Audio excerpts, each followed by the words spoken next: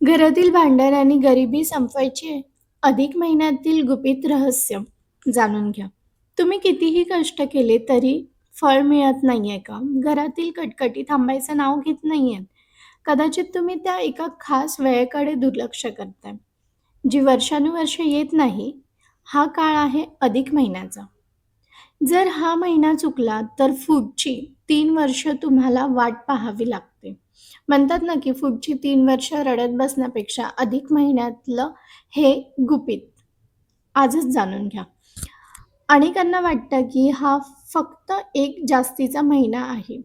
पण खरं सांगा, तुमच्या आयुष्यात सध्या अडथळ्यांचा डोंगर उभा आहे का? मुलांचे शिक्षण, पतीच्या नोकरीतील तणाव आणि आरोग्याच्या तक्रारी हे सगळं नशिबावरती सोडून चालणार नाही ना.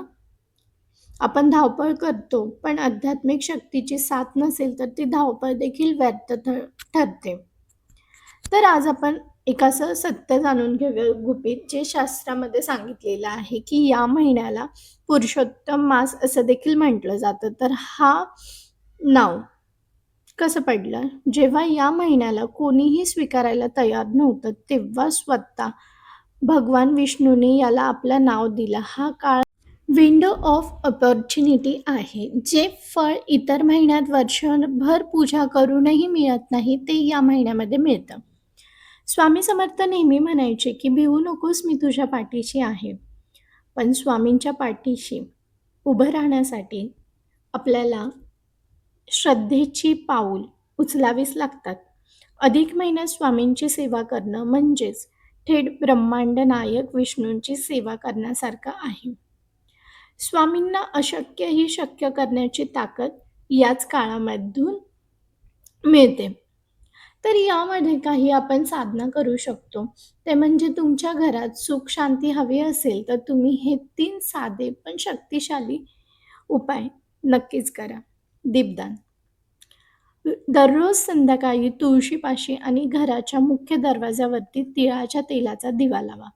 हे तुमच्या घरातील नकारात्मक ऊर्जा नष्ट करेल. दुसरं, स्वामी चरित्र सारामृत वाचन. रोज किमान 1 अध्यायाचं वाचन करा. शब्दात स्वामींची शक्ती अनुभवता येईल. अन्नदान. शक्य नसेल तर किमान एका गरजूला किंवा मुक्या प्राण्याला घास भरवा. याचं पुण्य 7 पिढ्यांना मिळेल. आई म्हणून, पत्नी म्हणून तुम्ही घरासाठी किती झटता हे स्वामींना माहीत आहे. तुमच्या डोळ्यातील पाणी आणि मनातील भीती त्यांना कळते. फक्त एकदा विश्वासाने त्यांना हाक मारून पहा. हा अधिक महिना तुमच्या आयुष्यातील कष्टाचं शेवट आणि सुखाची सुरुवात ठरू शकतो. संधी पुन्हा येणार नाही. हा महिना तुमच्या आयुष्यात बदल घडवण्यासाठी आलेला आहे. विश्वास ठेवा स्वामींवर. आणि यंदा 2026 मध्ये अधिक महिना हा 17 मे पासून चालू होतोय. तर तुम्ही सेवेला सुरुवात करा. तुमची अडचण कितीही मोठी असू द्या, स्वामींचे आशीर्वाद त्याहूनही मोठे आहेत. घराची भरभराटी होण्यासाठी हे साधे सोपे उपाय या अधिक महिन्यामध्ये जरूर करा. आणि जर तुम्हाला स्वामींची कधी प्रचिती आली असेल, तर कमेंट्समध्ये तुम्ही तुमचा अनुभव आणि श्री स्वामी समर्थ नक्की लिहा. आणि असंच मार्गदर्शनासाठी आपल्या कुटुंबाचा भाग व्हा. श्री स्वामी समर्थ.